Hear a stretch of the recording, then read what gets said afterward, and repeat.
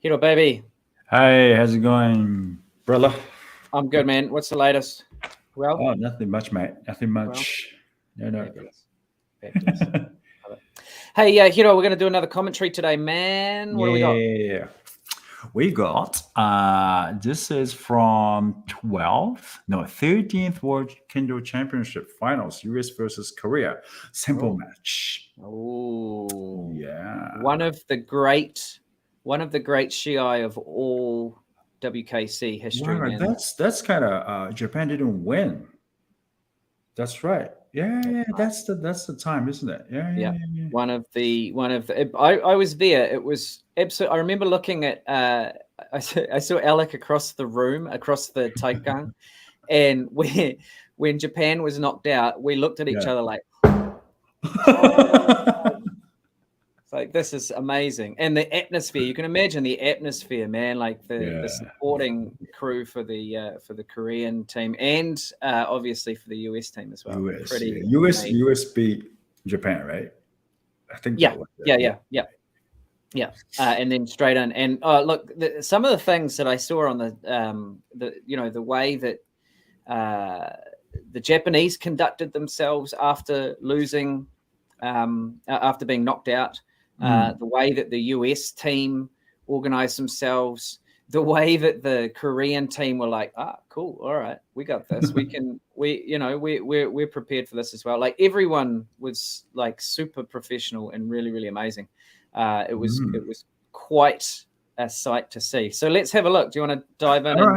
Okay, mate. We've got we're looking at the Sempo fight though, right? Yeah, simple fight.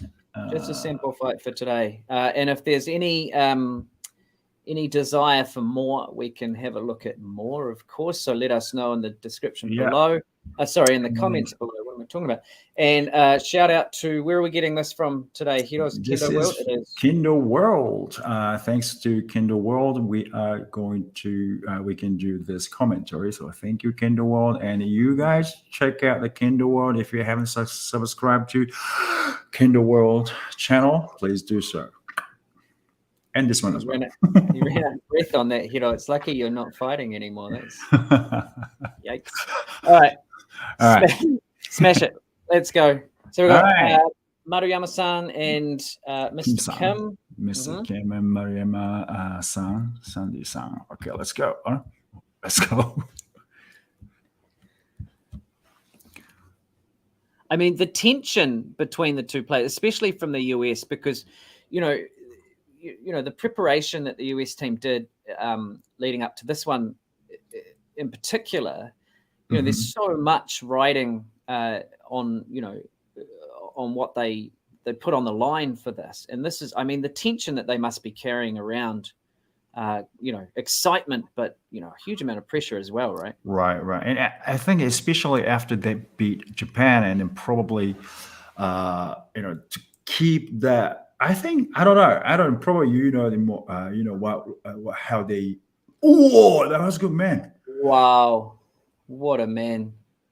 I mean, but you can see after look at his. Oh, he was going for it. That Zanshin as well. I love it. He's so excited that he's like run back to the line. I love this. I think he kept. Oh man, he's going for it. Nice. Yeah. That's a simple spread, isn't it?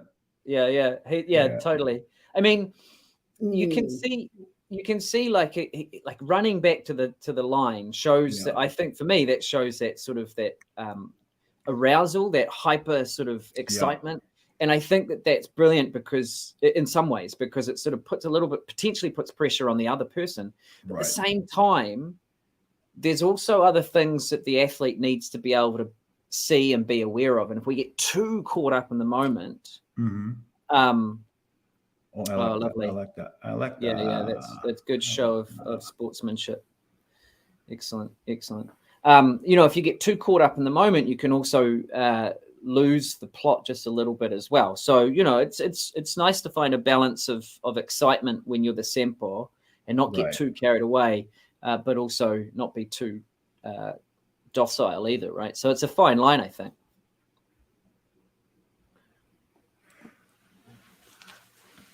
And those Korean boys are big guys, eh? I was gonna ask you, are they big? I thought Maruyama-san is huge as well. I mean, he's built.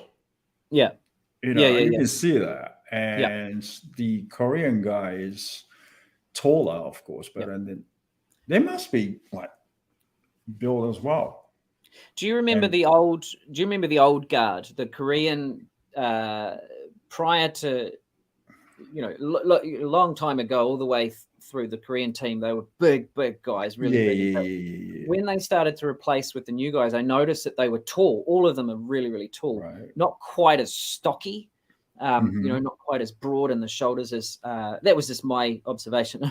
I'm a little guy, so like everyone's tall and big. But yeah, like there's definitely a height. I don't know if you'd call it an advantage, but there's definitely a height. Right. Korean team, I mean, they have longer arms, so it's more advantage, Yeah, potentially, for sure. Yeah, you can strike from far distance, taller, and reach. That's Whoa, why? So this is the high level. This is what you see at the high level: is that they're dangerous from Chudan and they're dangerous from Hiki from Subazerio as well, right? And the Hikiwaza that especially like you can see when I fought against Danny Yang in some of the team fights at the Worlds, like you just cannot hang around in Hikiwake in Subazerio, and expect him not to do a Hikiwaza and actually and get it, like they're just so accurate and sharp. Right. The thing is that neither of these guys, neither of them are slouches, man. These are the best of the best. Yeah. You know what I mean? And it's like nice, very nice. The level of, like I say, the level of tension, but also like choosing your waza and reading the situation and executing it at the right time and, not leaving yourself open, like just massive amounts of experience that need to go into doing that well, eh? Oof. I think that the Maruyama-san is, as you can see, he's really energetic and he keeps his focus full on, right? And then but at the same time he's very calm as well. Yeah. Oh man, they see little opening. Yeah, pinpoint. Don't they? Yeah. Well, I mean, as a strategy, like this guy, Mr. Kim, has gone in and just picked that back out. I mean, that's an incredible ability to get those points back. Oh, mate. You know what I mean? When you're already one down. Yeah. Yeah. So what does he do? So what does Maruyama-san do now? Does he go out to hunt or does he hold it and leave it to his jihad? I think he is going for hunt. I don't think he doesn't want to. Sorry, Hiro Karen. Yeah, I know exactly how you feel, man. He doesn't want to stop. He's going backwards. He doesn't want to like disconnect this energy. Yeah, going. He's going at it, and then Jiho has to go. Okay, thank you, Maruyama or Sandy, or I'm gonna get it from here. So that kind of feeling. I'm like, oh. Does Maruyama-san seem a little bit tired to you right at the moment? Yeah, just a little bit. I mean, he's been working bloody hard all the way through. Right. He's like, that. It's hot, maybe adrenaline going, and he was going, at the very beginning. So I understand how it feels like. Yeah. Oh, this old man is shouting. Whoa. But yeah, you can like the thing is that the energy that they start out with it's kind of what I was driving at before, and I don't know if this was the case in Maruyama-san's situation just now. It'd be lovely to have him on the show to talk about it. But you know, if you get so excited and you come out as a Sempo, and that's that's commonly understood to be the role of the Sempo, is to light the fire, right? It's to start this energy and go, right, come on, boys, come on, girls, let's really bring this team event alive. And the Jiho takes that spark, gets the points, and then Chukan, Fukusho, Taisho, they do what they have to do. But generally speaking, the Sempo has to be a really sort of or strategically comes out and puts on a really energetic show, right? So even if he lost, I mean, if your Sempo loses, it doesn't really matter if you go, okay, we're doing good. You did a really good job. So that's what we want, really.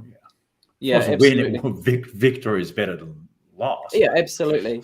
But this comes all the time when we talk about stuff like that. Comes back to, if you do lose a point, that's to have your head on your shoulders in that moment and go, okay, the person I'm fighting is so much better than me.